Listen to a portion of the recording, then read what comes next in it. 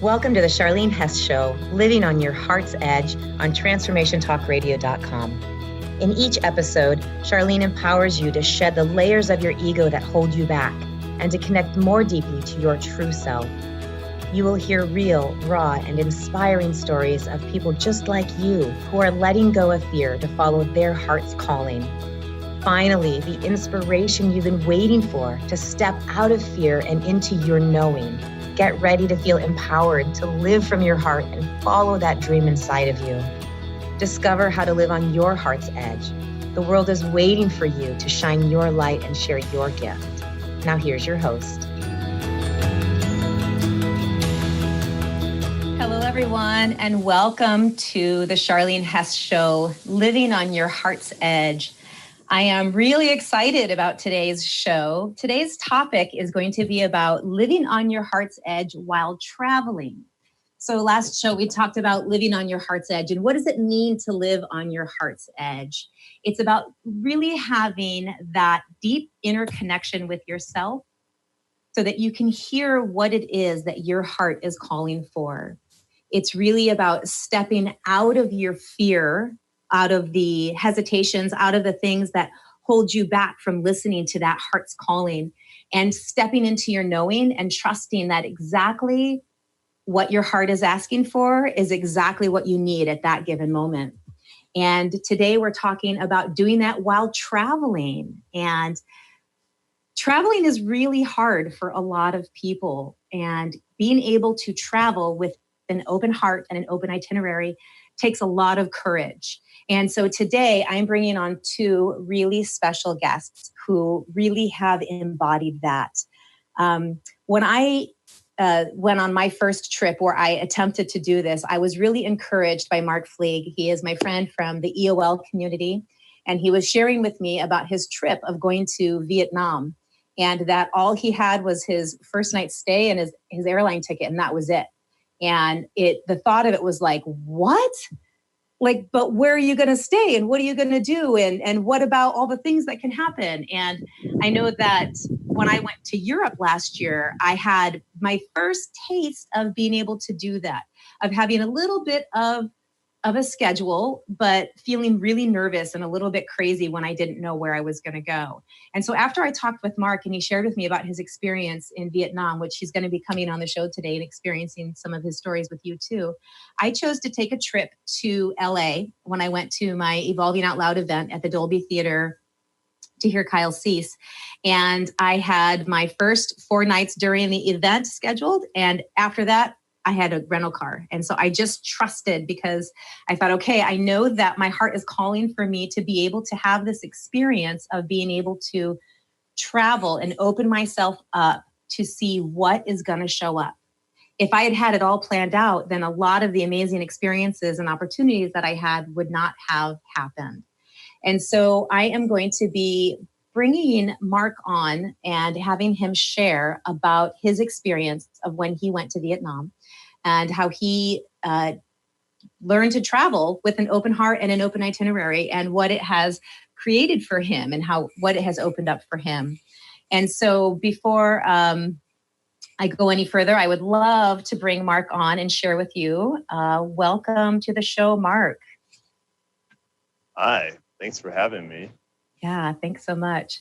So Mark, I don't know if you know that your trip was, when you shared your trip with me about Vietnam was what inspired me to be able to take my little version of that and go to the Dolby without a concrete plan. I was not. That's very flattering. So tell us a little bit about you. Tell us a little bit about how you have traveled in the past and what it was about this specific trip to Vietnam that you chose to travel in a new way with an open heart and an open itinerary. Sure. So I'm a visual effects artist for video games by trade. And on the weekends or my free time, I love bringing people together. I love connecting people. And I host a lot of trips, whether they're weekend adventures or we'll plan greater excursions, we'll travel together. I had never done something by myself. So last year, excuse me, I had made it a focus my intention for last year was all about travel. So I went on all these amazing trips around the world. I went to Greece, and Tanzania, and Dubai, and Cuba with my friends, but I had never done an international solo trip before.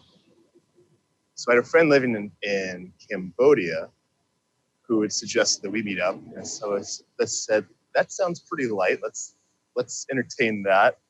And I figured Vietnam was right next door, and I kind of had this calling to go there.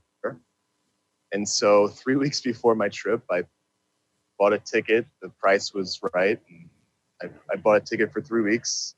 As you'd mentioned, I didn't even have a place to stay until I booked it as I was flying over there. And of course, there was this, oh crap, what am I doing moment where I actually had a panic attack on the plane because it just finally sank in, because everyone was asking, like, what are you going to do? What's your itinerary? I was like, I don't know. Like, we're just going to see what happens. And then I realized when I was sitting in the big metal can going in through the sky to this place, like, oh, actually, this is for real. What am I going to do? And so I found this lovely little hotel in downtown Hanoi, which ended up being home base for a week. One of the 3 weeks I was there. And it was the most freeing thing in the world. And the other thing about it was my first international solo trip. It was my first trip without an itinerary. It was the first trip where I limited myself to just a backpack. So I had a 35-liter backpack, and whatever fit in there is what fit in there. And that was for 3 weeks? Yes. That's amazing. The cool thing about that is it's incredibly freeing because, as you'd mentioned, so many people are intimidated by travel and they see it as this stressful thing, but it doesn't have to be. It's the way in which it's been constructed and sold to us, where you have all this baggage, both internally and externally with you, is totally stressful because you're having to navigate through all of that stuff. Again, both inside your head, and you've got all this stuff externally. You've got to wind around everyone else who has their baggage as well.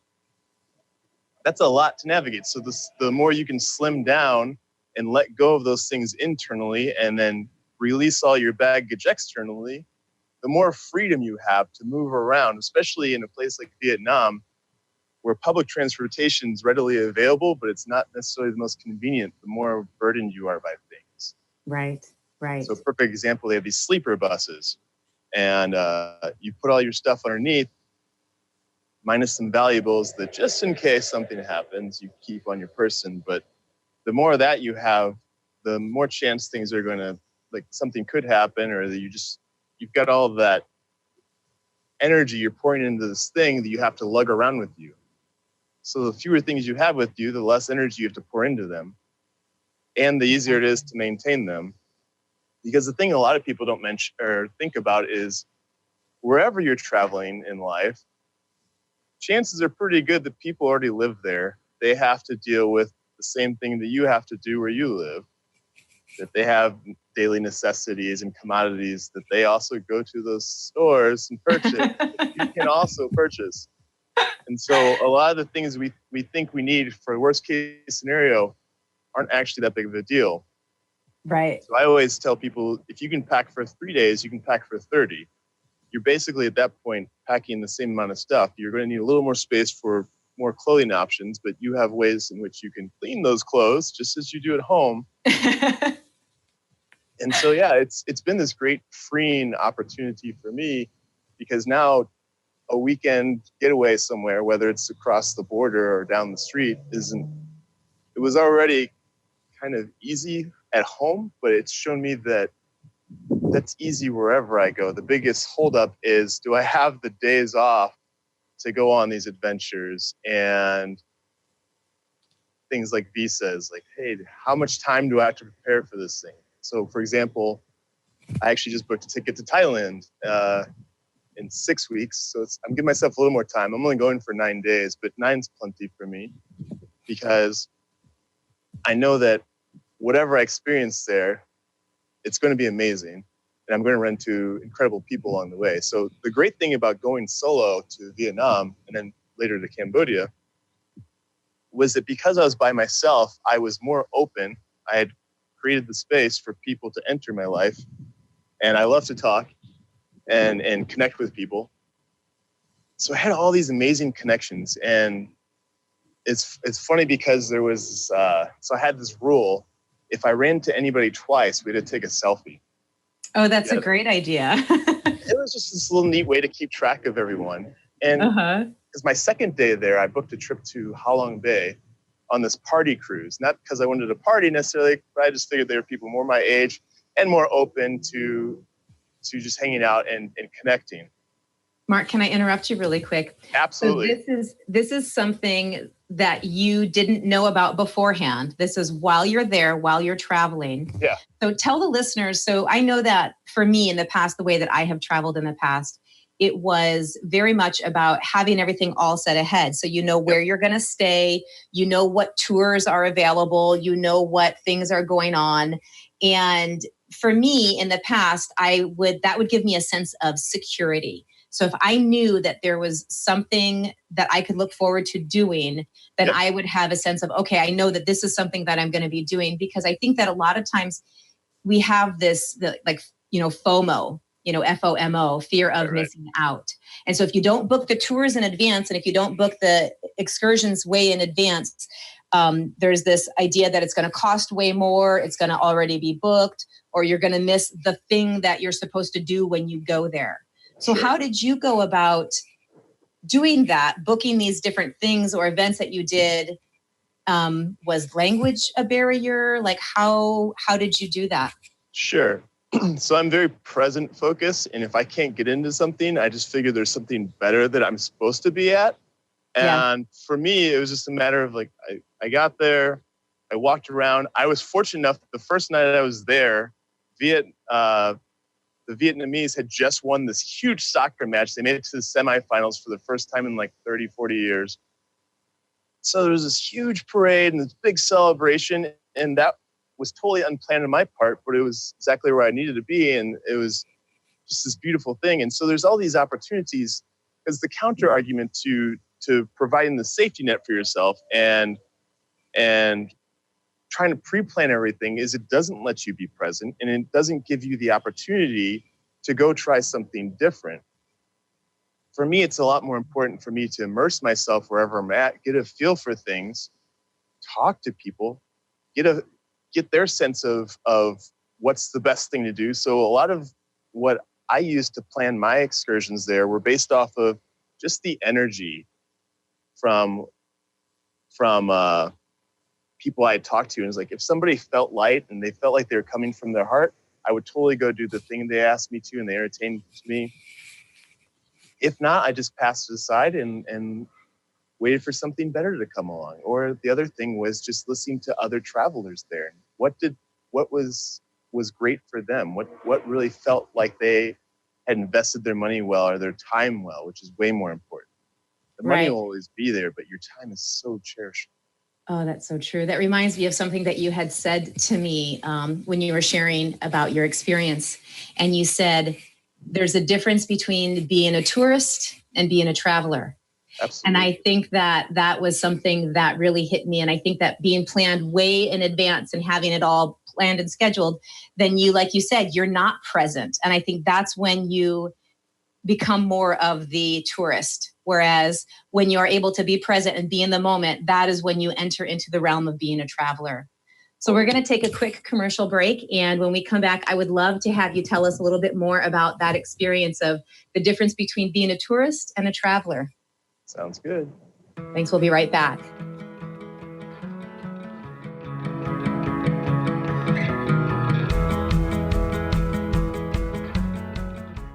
Welcome back. You're listening to the Charleen Hess Show, Living on Your Heart's Edge.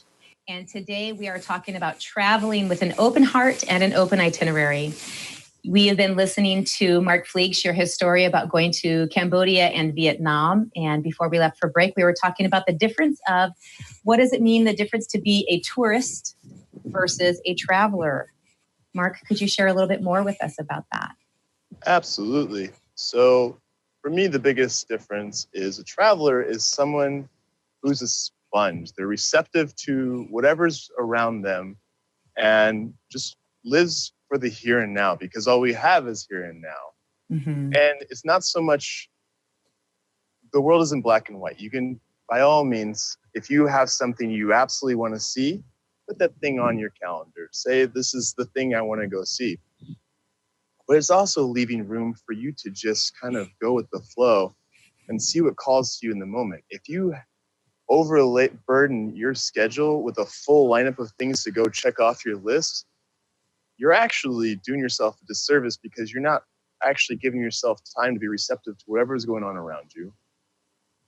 And on top of that, it's kind of like work. For me, the whole purpose of vacation is to vacate and to experience what's around me. If I'm so focused on the destination rather than the journey, I don't have time. It's the same thing. We see it in the mountains all the time. Avid climber, you get people with summit fever where they're so focused on the peak.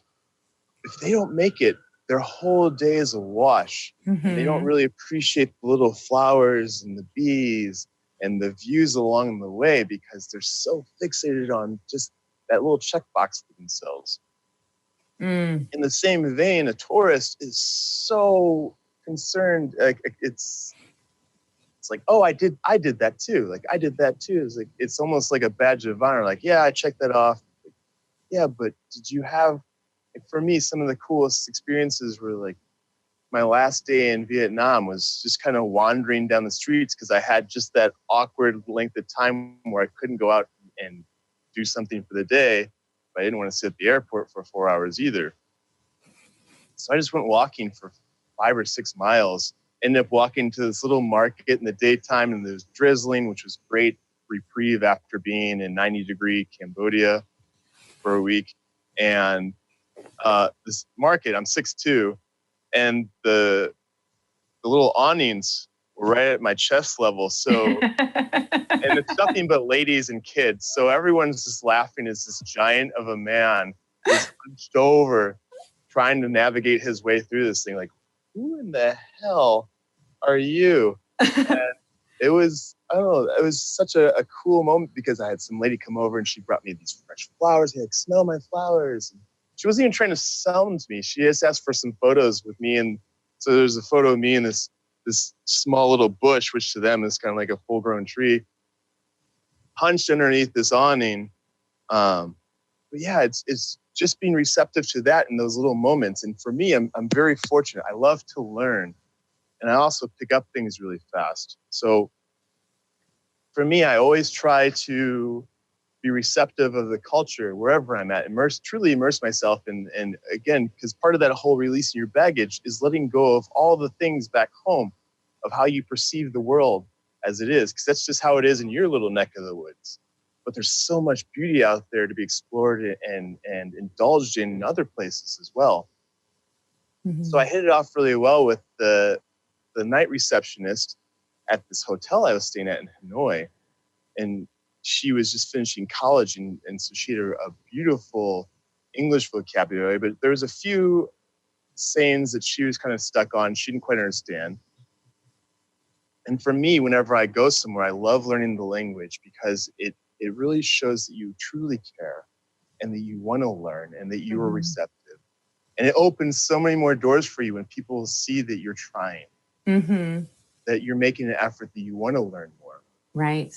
And so I also had incredible jet lag and I wasn't powerlifting. So I had a lot more energy. And so we'd stay up until 3 or 4 in the morning every day. And she'd teach me Vietnamese to the point where I had the conversational language down fairly well by the end of this week. And the cool thing with that is there's this lady, Leanne, who worked her travel company out of the hotel lobby. And she absolutely adores anyone who loves her culture or her people or try to invest in them rather than just coming and saying, what can you do for me? It's like, what can I receive from this? How can you give to me and show me how your people live? Okay, right. And so we developed this awesome rapport, and she gave me the hookup with some of the best places. Like she told me, she's like, I love people who love my country. Whatever you need, I'm here to take care of you. And it was this great friendship because she was able to teach me more, and I was totally receptive to that. And she opened doors I otherwise wouldn't have been able to experience. Like, for example, she booked this tour for me up to Sapa, which is the mountain steps, the rice paddy farms with the steps into the mountainside. And it's got the big foggy clouds that come in, and then they open up every day and reveal the awesome countryside that spans for hundreds of miles. And she set me up with this homestay there with these people who had just built this brand new McMansion out in the middle of Sapa, Vietnam. So usually most of the places are these little shacks and everything. And I was all prepared to rough it because they said, well, like electricity and all that other stuff might be kind of a luxury here. And here I am in this place where these people have everything set. They're still building it. It's so new. It has 12 bedrooms. And in that setting, I was able to meet people from New York, from Belgium. There was some kids over from Canada, and just this intermingling. And then I ended up seeing, going back to the selfie thing, I ended up seeing some of those kids at the Cambodian circus a week later in another country. So that was just that way in which the world is a lot smaller than we consider it. And there's always these moments where our paths weave in and out. It's just, how aware are you that these things are happening, and right. And are you That's looking a good for point. them? Are you helping them to happen, or are you just so focused on your goal and your checkbox and trying to be a tourist and say, oh yeah, I went to that. It's like, yeah, but did you actually go? Did you actually experience anything there? Were you actually able to let go and just do something outside of your box? So this has really opened up a lot of things for you, being able to travel like this. Was this a new way of travel for you, or was this also how you traveled when you went to Greece and all of the other places last year? What was it about going to this particular trip what was it that you had to overcome, I would say, for this trip to get to this place of where you can really be in that place of traveling with that open itinerary and sort of listening to your heart to know what place you were supposed to go next? Yeah, I think I've always been really receptive to others. It's always been my thing, the gentle giant who people can tell actually listens and hears them. And I'm ever curious, always asking questions and always looking for ways in which to grow and learn and just connect with others. And because everyone has a story and they're all beautiful, even the tragic ones. And I love to hear them. I love to let people, the thing I found that in Southeast Asia, this awesome phrase, same but different. It's regardless of where you're from, we all have the same, we all have different backgrounds. We all have the same wants, hopes, fears, dreams, insecurities. At the end of the day, people just want two things. They want to know they matter, and they want to have a purpose. Without a purpose and without mattering, you don't have a whole lot to go off in this world. If you have those two things, everything else will fit in where it can. It's all gravy. Yes. And I think the big difference between this trip and the others was that I didn't have that safety net of relying on somebody else to take care of those things. I had to take care of myself. And the universe let me know that, hey, whatever happens, like going back to that panic attack, whatever happens, you're going to be okay. You're fine. If I absolutely had to, I could pay my way out of the situation. I could go back home. It would cost me, but I'm supported. I'm fine. And it turns out once you let go, you're more than fine. You are loved and you are supported, and you have so much at your disposal and so many people who want to share and who want you to experience these things and truly experience them from here, not off to some list, but from your own experience, from your own eyes, from your own meaningful connection to them. Right. Oh, that's so beautiful, Mark. Thank you so much for sharing with us. We've got 1 minute before we go to commercial, and I just wanted to ask in this last minute, do you have any advice that you would like to give our listeners about traveling with an open heart and an open itinerary? Sure. Just do it. Whatever your reasons are for not going, think of all the reasons to do it.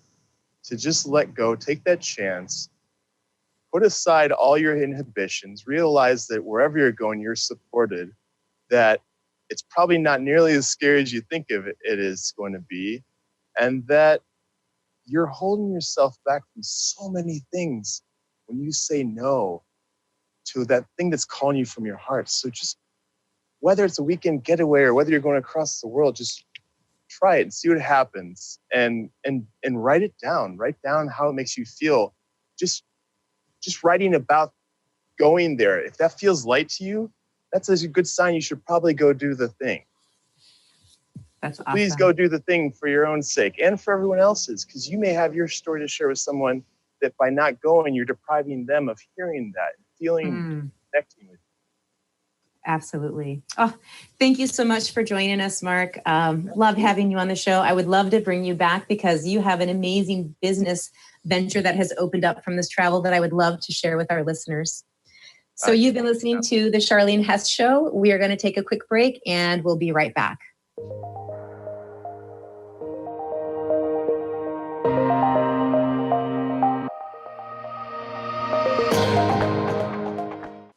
Welcome back to the Charleen Hess Show, Living on Your Heart's Edge. We have been talking today about traveling with an open heart and an open itinerary. And we're finished talking with Mark Flieg as he was sharing about his experience in Cambodia and Vietnam of opening himself up, really embracing the experience of being a traveler rather than a tourist. And I hope to bring Mark back on again some point and you can hear about his amazing business idea called Weightless Travel, where he shares about how to have weightless travel, not only in lighter weight backpack of what you carry with you, but also lighter weight in the idea of bringing your home with you. Instead, go and make home where you are. And so my next guest is a very, very, very special guest, Saeja Daye. Saeja Daye is actually my daughter. And I wanted to bring her on the show because she is a very experienced travel in her young years. And she just took a 3-month backpacking trip through South America, starting in Colombia and going into Peru by herself as a 19-year-old girl. She actually turned 20 while she was traveling in Colombia. And raising Saeja, I very have the experience of listening to your heart, because, that's like the name of my show, Living on Your Heart's Edge. And that's something that I really wanted to, really have her embody of what does it mean to listen to your heart. It is your heart that will tell you the truth where you need to be, of what you're doing, of where you need to go. And so when she told me that she wants to take a trip to South America with just her backpack and travel around, the mom in me was a little bit like, well, but wait, you should have a plan. Like, where are you going to stay? What are you going to do? And so she had this like rough itinerary of she was going to do some volunteer programs. And the more information she gave me, the safer I felt as her mother, knowing that she's going to be this young 19-year-old girl traveling alone. We had to actually practice giving her firm face so that she didn't look so open and inviting, because when you see her, you'll see that she's just this really sweet, open, inviting girl. And this was such a great lesson for me. Again, it has encouraged me to know that I can also trust that I can travel with an open heart and an open itinerary. And Saeja has so many stories and amazing experiences that I can't wait for her to share with you. So please welcome with me, Saeja Daye. Hi, Saeja. Welcome to the Charleen Hess Show. Hi, how's it going? I'm happy to be here and so grateful that you're doing this show. And I remember the day you told me, you're like, I want you to be on my show. I was like, wow. And it was just such an honor. And I'm so glad that you're here now. And I'm so proud of you. Thank you. So Saeja, tell us why South America? What was it about being a 19-year-old young woman? What was it about that made you decide, I'm going to go to South America and I'm going to go by myself? Well, I mean, the thing is when I was about 14 years old, me and my best friend were joking around one day. We were like, we should go to the Amazon rainforest. And we were like, made this whole plan and we were like, yeah, we're going to do it. And ever since then, I was like, wait a second, that actually really deeply calls to my heart for some reason. And so for 5 years, like from 14 to 19, I was like, all right, I'm going to go to the Amazon rainforest. And throughout my journey, I knew that I would learn about medicinal plants, and I knew that I would learn about the plants of the Amazon rainforest. And I also learned that I knew I was going to have some involvement in my life with journeying with sacred medicines that are native to down there. And so from all of my knowledge around those things, I just deeply in my heart was called, and a voice was telling me for years that I needed to go to South America, specifically, especially Peru. Okay. And so when you decided to go to Peru, what was it that made you decide to go alone? Well, when I traveled through Europe, I traveled with my best friend, and being that we were traveling together, it was like we had different things that we wanted to do, and we wanted to have different experiences. And I knew that traveling alone, I would be able to have only the experience that I truly wanted. And I knew that I would be able to be on my journey, and I wouldn't be brought off of my journey by anyone else trying to be on their own journey. And so within that, I knew that it was something I could do. I know I can travel alone, that I have before, and that I would need to do it alone in order to have the deep soul journey that I was seeking. Right, right. So when you originally planned to go, you had set out a whole bunch of volunteer programs.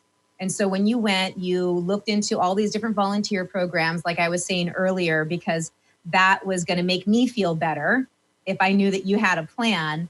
And what were the volunteer programs that you were looking to do when you were in Peru?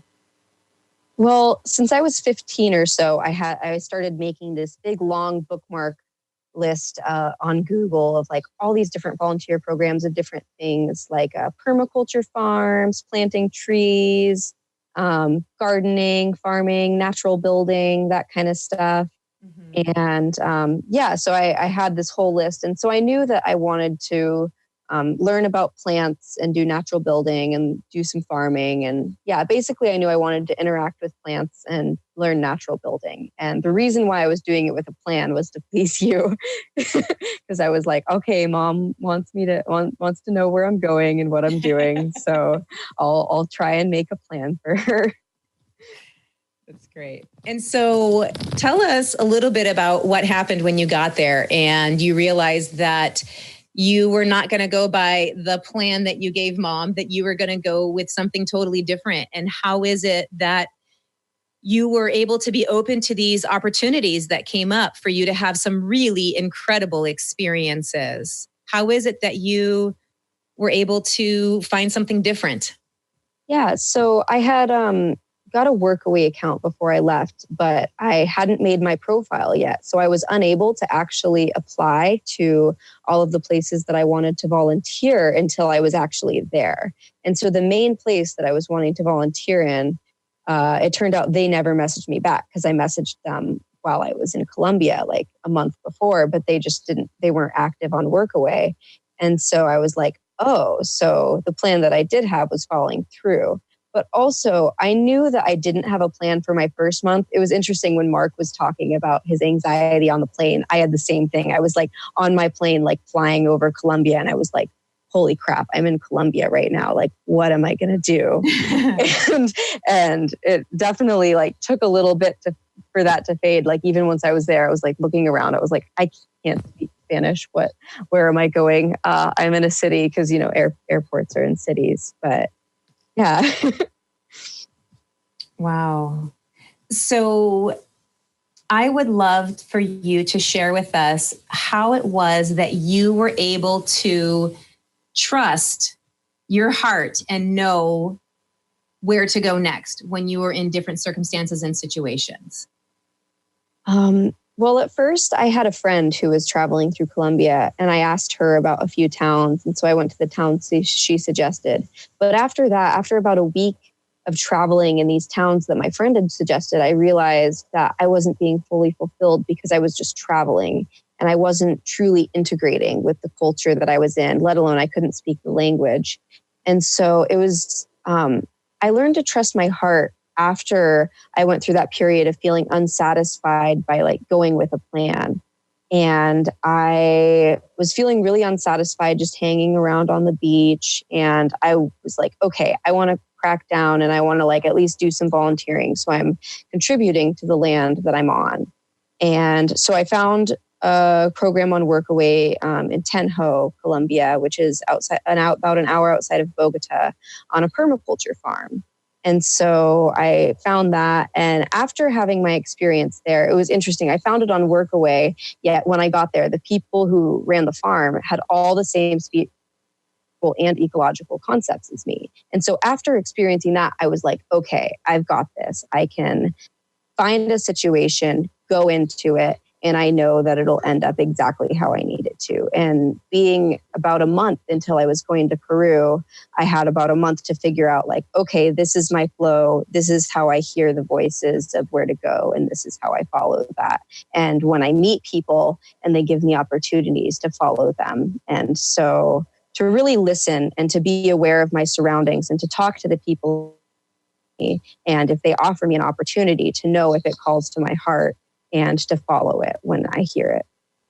Wow, that is so brave.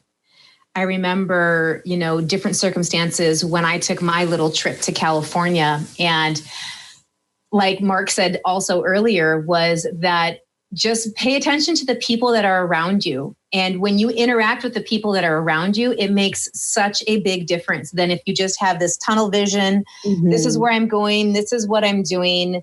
But being able to just interact with the people around you and be open to what shows up. And like you said, something shows up and then you can just ask in your heart, does this work for me? Being able to listen and trust that intuition or trust that calling.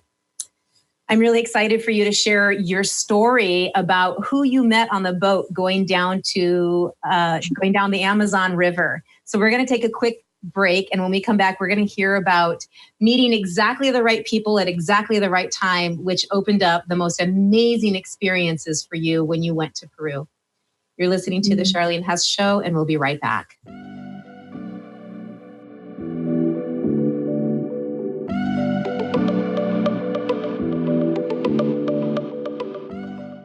Welcome back to the Charleen Hess Show, Living on Your Heart's Edge.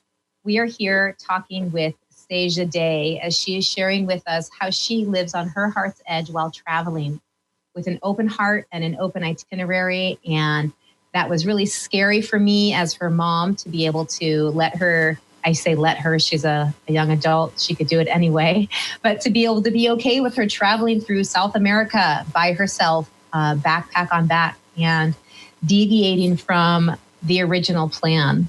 And so one of my favorite stories that Saeja shared with me that I would love for her to share with you is the story about the two people that she met on the boat going down the Amazon River, and how when she originally went over there, she went to study plant medicine. And she had this whole idea in her head of what that was going to look like.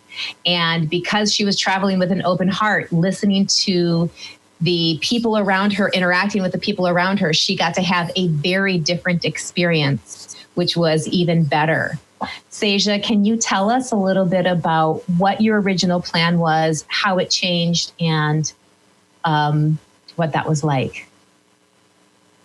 Yeah. So the truth is I didn't really have much of an original plan. I knew maybe I was going to do this Workaway volunteer program on this farm, but really I went down thinking, yeah, I'm going to go to South America. I don't know what I'm going to do. I know it'll involve plant medicine and I know I'll end up in the Amazon, but I didn't really have a plan. The only thing that I wanted to do was I saw that there was this Workaway program and of a 3-month trip. I was thinking about maybe spending 2 or 3 weeks there. And I was going to be staying with this Shipibo tribe, and I was going to be helping them in their botanical medicine garden. And I wanted to be learning about plant medicines from them. So what actually ended up happening is they never answered me back, but I happened to meet some other people on my journey who told me about a different tribe that I could go have a ceremony with. And I ended up going down on a boat down the Amazon River. It happened to be in perfect alignment with the time that I flew into Peru from Colombia. I met them in Colombia. And so I get on this boat, and I don't really speak Spanish at all. And I'm the only English speaking person on the boat. And so I'm on this boat for a couple of days. It took me a couple of days to make friends. And eventually I started making friends. The first person who I made friends with was this young man named Davis. And I met him, and he asked me what I was doing. And I was like, oh, well, I want to come down to the Amazon to learn about medicine from the Shipibo people. And he was like, oh, I am Shipibo. And I was like, whoa. And so we became friends. And he wanted me to come visit him in his village. And then later on, like a day or two later on the boat, it's a 5-day boat down the Ucayali River and through the Amazon rainforest. Absolutely beautiful. And I met this 75-year-old man named Segundo, who is so, so sweet. And I was talking to him about how I was interested in plant medicine. And he's like, you're interested in plant medicine? Well, I live in the jungle and I know all this stuff about medicinal plants and I want to teach you. And so I ended up going about a week or two after I met back up with him in Pucallpa.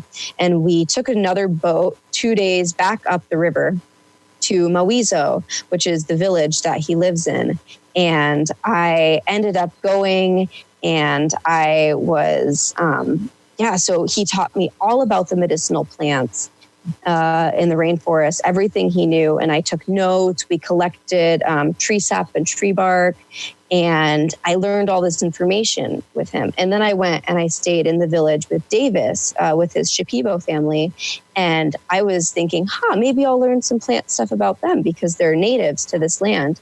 And it turned out I actually ended up teaching them what the information that I had learned from Segundo about their own plants. So they had these ailments, and there was some pink eye going on. And I gave a bunch of the little kids colloidal silver and cured their pink eye. And then they were asking me about other ailments that they had. And I ended up looking through my notes from my time with Segundo and telling them about the plants that they could go find on their own land to cure their ailments. So from this original plan of volunteering with this Shipibo tribe that I never got a hold of, and one town over, that was in San Francisco, a town, and the town that this tribe was in was San Salvador. And so I ended up going to San Salvador, and I was like, maybe I'll learn, but I'm mostly going to visit my friend. And I ended up, instead of learning from them, telling them about their medicinal plants and helping them have the knowledge to cure themselves with their own plant medicine. That is absolutely incredible. I love that story so much. It's like you went down with this idea that you were going to learn from the Shipibo people, that you were going to learn their sacred medicine, that they were going to be the ones that were going to teach you.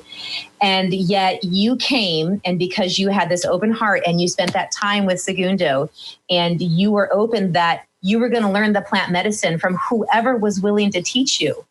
And you took all of that information, and then you got to be the medicine woman in the tribe, in the village. That is absolutely crazy. I love that story, because it just really goes to show that when you are traveling with a plan, you have this concrete idea, you have this plan, and this is how it's going to work.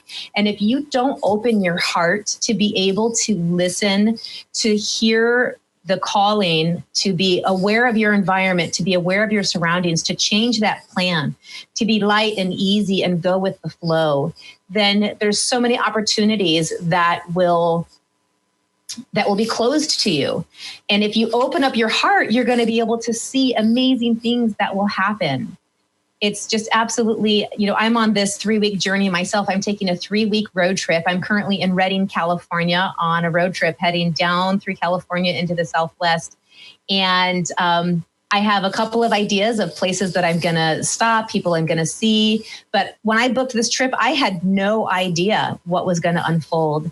And since then, I have so many doors that have opened to me of amazing experiences. I'm going to be able to get my portrait done, a soul print done with Suze Alexandra, which is amazing woman that I also will be bringing onto the show.